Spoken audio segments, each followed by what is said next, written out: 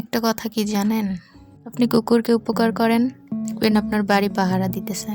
আর মানুষকে উপকার করেন, দেখবেন জঙ্গলের সব থেকে মোটা বাঁশটাই আপনাকে দিতেছে, এবং পিছন থেকে দিয়ে আসবে, আপনি টেরও পাবেন না।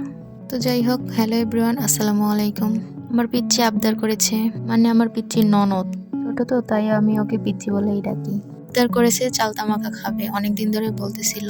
চালতা দুটো ওই এনেছিল আর বলেছিল ভাবে মাখা করে খাওয়ান, কিন্তু আমি সময়ের অভাবে করে খাওয়াতে পারিনি। তো ভাবলাম আজকে করে খাওয়াই। আসলে জীবনে যত খুঁটিনাটি কাজই হোক না কেন, কোনো কিছুই সহজ না। কিছুর পিছনে কষ্ট লুকিয়ে থাকে, সেটা কেউ দেখতে পায় না। মানুষের কথা কি আর বলবো, তারা শুধু পিছনে বসে সমালোচনা করলেই পারে, বড় একজন মহৎ ব্যক্তি হইতে। তো যাই হোক, ওতে আমি কান দেই না, কখনো দিবও না। আছে না, যদি হয় নাচনি বুড়ি, তাহলে আরো পায় ডোলের বাড়ি। একটু তো নাচ দেখাবেই, তো নাচ দেখে একটু মজা নিতে হবে, আর কিছু না। যাই হোক, এখানে আমি চালতাটা কেটে নিতেছি, দেখেন তো। অনেক খোঁজাখুঁজির পর ও 2-3টা চালতা নিয়ে আসছে, বানিয়ে খাবে তার জন্য। আসলে আমাদের কোনো গাছও নাই যে যখন তখন পেরে খাওয়া যাবে। একটা সময় ছিল যখন প্রত্যেক বাড়িতে বাড়িতে এক একটা করে গাছ ছিল, চালতা গাছ। এখন আর খুঁজেও পাওয়া যায় না এই গাছ।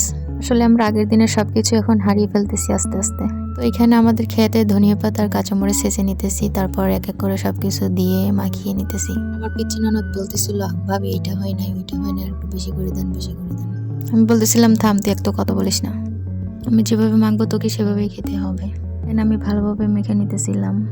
আমার পিচ্চি ননদকে বলতেছিলাম কি কি লাগবে দেখ, খেয়ে দেখ সবকিছু ঠিকঠাক হয়েছে কিনা। তারপরও খেয়ে বললো, ভাবি মরিচ হয় নাই, মরিচ দেন আর একটু। তারপর আমিও খেয়ে দেখলাম ঠিকই তো মরিচ হয় নাই। তারপর আর একটা মরিচ দিয়ে নিছিলাম, এখানে অফ ক্যামেরায়, সেটা দেখানো হলো না। এখানে আমরা সবাই মিলে খুব মজা করে খেতেছিলাম। এখানে কিন্তু আমার সাইফান পাখিও খেতেছিল, দেখাইলাম না। এই তো আমার মাখানো শেষ। পিচ্চিকে বলতেছিলাম না, এখন ভালো করে খা, বেশি বেশি খা। এই তো এখন খেয়ে নি। আল্লাহ হাফেজ।